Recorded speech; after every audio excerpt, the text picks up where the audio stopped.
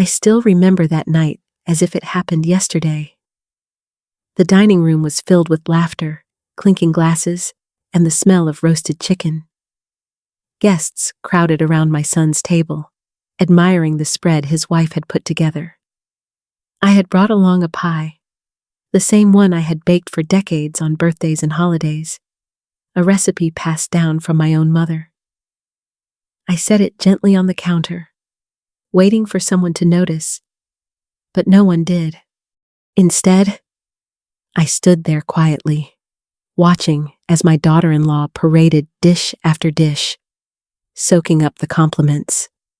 When dessert finally came, she unveiled her store-bought cake, as if it were the centerpiece of the evening.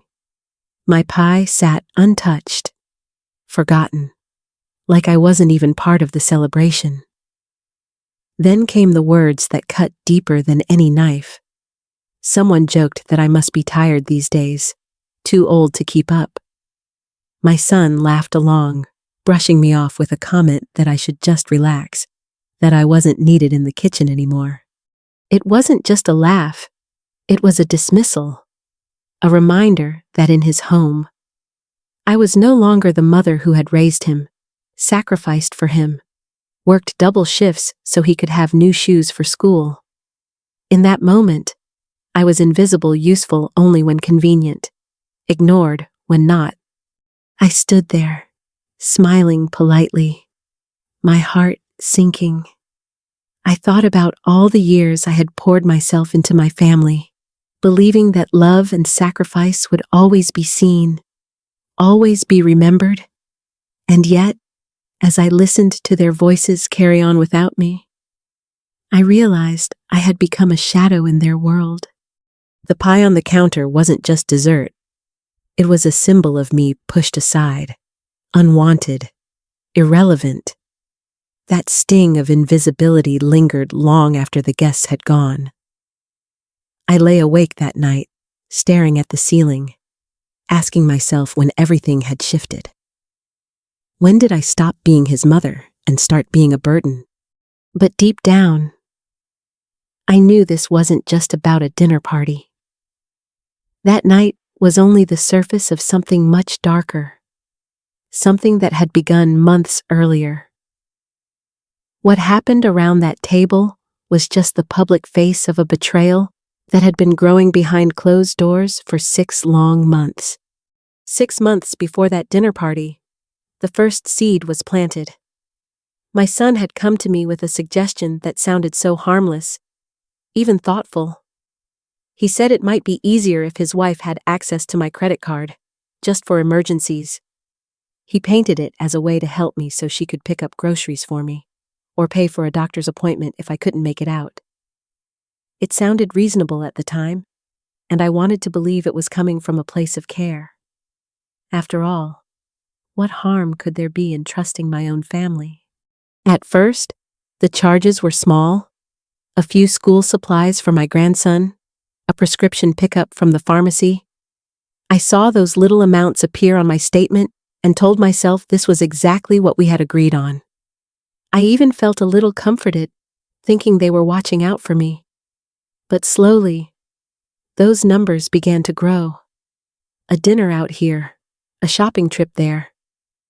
Still, I tried to rationalize it. They're young. I thought, maybe they just forgot to use their own card. Then came the spa visits, the designer handbags, the weekend getaway charged to my account. I stared at those statements, my stomach tightening, but I pushed the doubts away. I told myself it was temporary, that maybe they would pay me back, that surely my son wouldn't let this get out of hand. I clung to excuses because admitting the truth would have meant admitting my own child was using me. But with each passing month, the numbers became harder to ignore. Hundreds turned into thousands. My credit card, once something I managed with discipline and care, became their personal wallet. I felt the heat of frustration rising every time I opened my statements. Yet I kept swallowing it down, too afraid to confront what was becoming painfully obvious. Looking back, I realize I was trying to protect my heart more than my finances. I didn't want to believe that my love could be taken advantage of. But by the time the spa charges showed up alongside luxury dinners I hadn't attended, I could no longer deny it. The truth was staring me in the face. They weren't helping me. They were helping themselves. And deep down, I knew a confrontation was coming. The day finally came when I couldn't ignore it any longer. I had my credit card statement spread out in front of me. Each line, another reminder that I was being drained, not cared for. My hands trembled as I folded the paper and tucked it into my purse. I told myself it was time to speak up, gently, reasonably, the way a mother should. When I brought it up to my son, I thought maybe he'd look embarrassed, maybe even apologize. Instead, he barely looked up. He brushed me off as if I were making a fuss over nothing. He said I was overthinking, that I shouldn't worry about small expenses. His words stung more than the charges themselves, because they carried the weight of dismissal, as though my concern meant nothing. And then came the daughter-in-law, who had become so polished at pretending sweetness in front of others. She didn't bother to hide her disdain. She laughed it off, called me paranoid, suggested maybe I was confused about what I had or hadn't agreed to. She made me feel foolish in my own skin, like an old woman losing her grip on reality. That humiliation burned deeper than any overdraft fee ever could. But in the middle of all that coldness, there was one small light: my grandson. He would climb into my lap without hesitation, pressing his little cheek against mine, asking me to read him the same bedtime story I had read to his father all those years ago. In those moments, I felt seen. I felt like myself again. A mother, a grandmother, someone who mattered. Yet even his innocence couldn't cover the growing chill in that house. Every conversation left me feeling like a guest overstaying my welcome. Every sideways glance from my daughter-in-law was a warning that I didn't belong. And as much as it broke my heart to admit it, I started to see the truth: I wasn't part of their family anymore. I was an obstacle in their way. That night, lying awake with my grandson's laughter still echoing in my ears, I knew I had to stop being blind. I had to find out exactly what was happening behind my back. And deep down, I feared the truth would be worse than I imagined. I couldn't shake the unease any longer. One afternoon, when the house was finally quiet, I sat down with a stack of papers I had been too afraid to touch. My statements, bank notices, and documents I had filed away over the years. My heart pounded as I laid them out on the table, afraid of what I might find, but knowing I had to look. At first, it was just what I expected: charges that didn't belong to me, transactions I could explain away if I really tried. But then, tucked between envelopes, I saw forms I had never signed. My name was there, in black ink, but the handwriting wasn't mine. The loops of the letters, the way the pen dragged it, was a poor imitation of my hand, and yet bold enough to stand where my signature should have been. I traced my finger over those forgeries, my stomach turning cold. These weren't accidents. This wasn't careless spending. This was intentional. My family had crossed a line from thoughtless to calculated. And the deeper I dug, the worse it became. Papers about power of attorney, guardianship forms, notes on estate planning, all things I had never discussed, never agreed to. Each page felt like another stone laid on my chest, heavy and suffocating. They weren't just draining my account, they were preparing to take my life out of my hands completely. The realization hit me like ice water. My own son and his wife weren't just trying to use me. They were planning to strip me of my independence, to declare me incapable of making my own decisions. The signs had been there: her snide comments about my memory, his dismissive tone when I questioned the bills.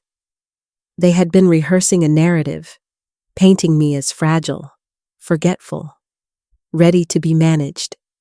I sat there in silence, the walls pressing in, my breathing shallow. For a moment, I felt like the floor had dropped out from under me. Betrayal this deep, from the people I had trusted most, was almost too much to take in. But then something shifted. A different kind of strength rose up in me. I had lived through hardship before. I had survived years of sacrifice and loneliness, storms that would have broken weaker women. And I knew one thing for certain: I would not let them take me down without a fight. That night, as I tucked the forged papers back into an envelope, I made myself a quiet promise I wouldn't be fooled again. They thought they had me cornered. They thought I was weak. But they were about to find out just how wrong they were. After finding those forged papers, I knew I had to tread carefully. Outwardly, I played the part of the trusting mother, nodding when they spoke, smiling when they hovered around me with their false concern.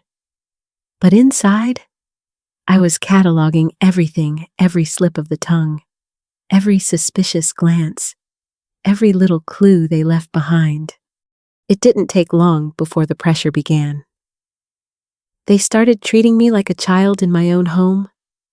My daughter-in-law, with her syrupy smile, would place her hand on my arm and ask if I remembered to take my medicine, as if I couldn't manage a simple routine. My son began suggesting that maybe I was doing too much, that perhaps I'd feel more comfortable in a senior living community where I wouldn't have to worry about bills or responsibilities. On the surface, their words seemed caring, but beneath them was something sharp, something calculated. Each comment chipped away at my confidence, painting me as forgetful, fragile, incapable. They weren't just spending my money anymore, they were laying the groundwork for something bigger. One evening, I overheard them talking when they thought I was asleep. The words still echo in my head. "She won't be able to manage much longer. We should start the paperwork." My blood ran cold. This wasn't about comfort or safety. They were preparing to have me declared legally incompetent. The documents I'd found suddenly made sense. They weren't waiting for me to fail. They were engineering the narrative themselves. For a moment, fear gripped me so tightly I could hardly breathe. To be stripped of my independence, to be locked away under the guise of protection. While they took control of everything I had worked for, it was a nightmare I had never thought possible, especially not at the hands of my own son. But the fear didn't last long. It gave way to outrage, hot and steady. I realized that every false smile, every gentle suggestion, every so-called slip of memory they highlighted was part of a plan to erase me while I was still alive. I couldn't let them win. Quietly, I began preparing. I gathered documents, reached out for help in places they didn't expect, and steeled myself for the day they would try to corner me. They thought they were in control, but they had underestimated the woman who had raised a family on grit and determination. The storm was coming, and I was ready to meet it head-on. The day they chose to make their move, I could feel it in the air before a word was spoken. There was a nervous energy in the house, a tension that clung to every corner. My daughter-in-law was overly sweet at breakfast, fussing over me as though I were a fragile porcelain doll. My son dressed earlier than usual, his smile a little too stiff. I had seen this kind of performance before, the calm before a strike. By mid-morning, they called me into the living room. The coffee table was neatly arranged with folders and papers, all lined up as though it were a business meeting.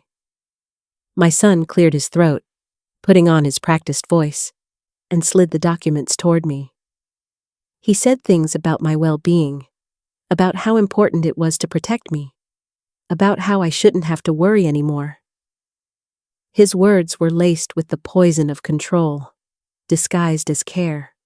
I picked up the papers slowly, my hands steady even though my heart pounded.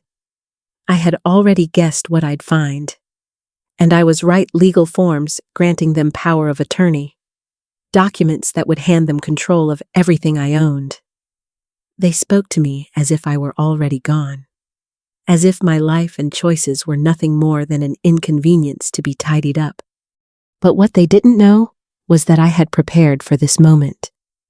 Weeks before, I had quietly arranged a full mental evaluation with a trusted physician.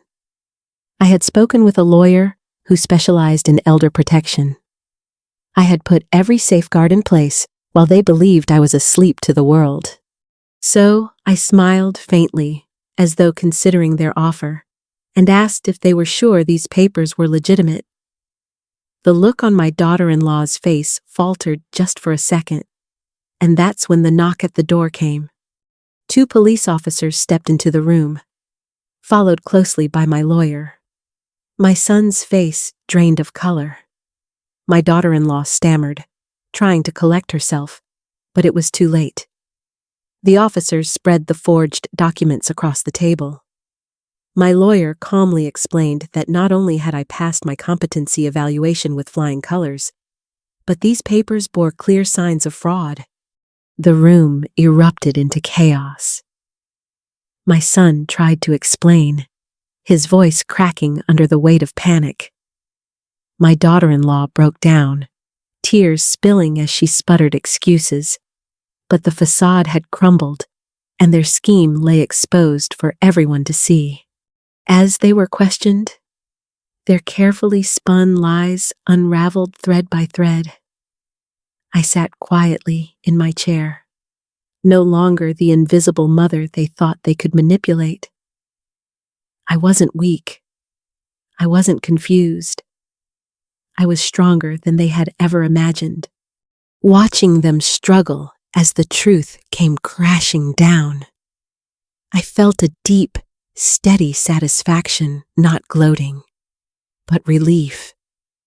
For the first time in months, the power was back in my hands. And as the officers gathered evidence and my lawyer reassured me, I knew this was only the beginning of a new chapter. The storm had broken. What came after would be the long, quiet work of rebuilding. In the days that followed the confrontation, the house grew quiet in a way that was almost eerie. My son and daughter-in-law were no longer strutting about with their confident smiles. Instead, they were facing charges, their financial lies laid bare, their reputations unraveling in front of neighbors and friends. The very people they had tried so hard to impress were now whispering about them in hushed tones, not with admiration, but with pity and disgust. I should have felt triumphant, but what I felt instead was an ache deep in my chest. This wasn't a victory parade. This was my family, my son, my own flesh and blood exposed for betraying me. Watching him crumble under the weight of his choices broke something inside me. I remembered the boy I once held in my arms, the boy I taught to ride a bike, the boy who used to promise he'd always take care of me. Where had that boy gone? Yet alongside the sorrow was something else, a new kind of freedom. For months, I had felt trapped, manipulated, treated like a burden. Now, for the first time in a long while, I could breathe. I no longer had to second-guess every smile, every word, every expense. I could make my own decisions without fear of someone trying to twist them for their own gain. I took small steps at first. I moved some of my accounts, secured my documents, and put protections in place that should have existed long ago. Then I did something even harder. I let myself enjoy simple independence again. Cooking meals just for me, taking long walks without looking over my shoulder, reading late into the night in peace. These small freedoms became a reminder that I was still here, still capable, still strong. But no matter how much strength I regained, the loss lingered. I had my independence, yes, but I had lost the bond I once believed unbreakable. A son's love traded away for greed, it is a wound that never fully heals. And yet, even as I mourned, I found myself holding on to a quiet pride. Pride that I hadn't let them win. Pride that I had fought for myself, even when it would have been easier to look away. Looking back now, I see both the cost and the gift of what happened. I lost trust in the people I loved most, but I gained trust in myself. And that shift, painful as it was, taught me a lesson I could no longer ignore. When I look back on everything that happened, I realized the inheritance wasn't really the test, it was the mirror. It revealed the truth about the people closest to me, and it revealed something about myself I had overlooked for too long. For years, I believed that being kind meant being silent, that love meant giving without limits, that sacrifice was just another word for duty. But I see now that kindness without boundaries is an invitation for others to take without gratitude, and sacrifice without respect becomes exploitation. I used to think my strength came from how much I could endure. Now I know my true strength lies in how firmly I can stand. I didn't stop being a mother the day my son betrayed me. I didn't stop being a woman with worth the day they tried to erase my voice. If anything, those days proved to me that I was stronger, wiser, and more capable than even I had believed. Independence isn't about being alone, it's about owning your life, your choices, your dignity. That's what I fought to reclaim.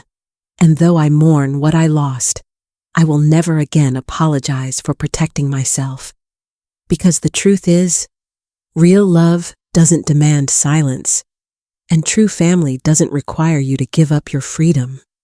If there's one message I want to leave with anyone listening, it's this: don't confuse kindness with weakness.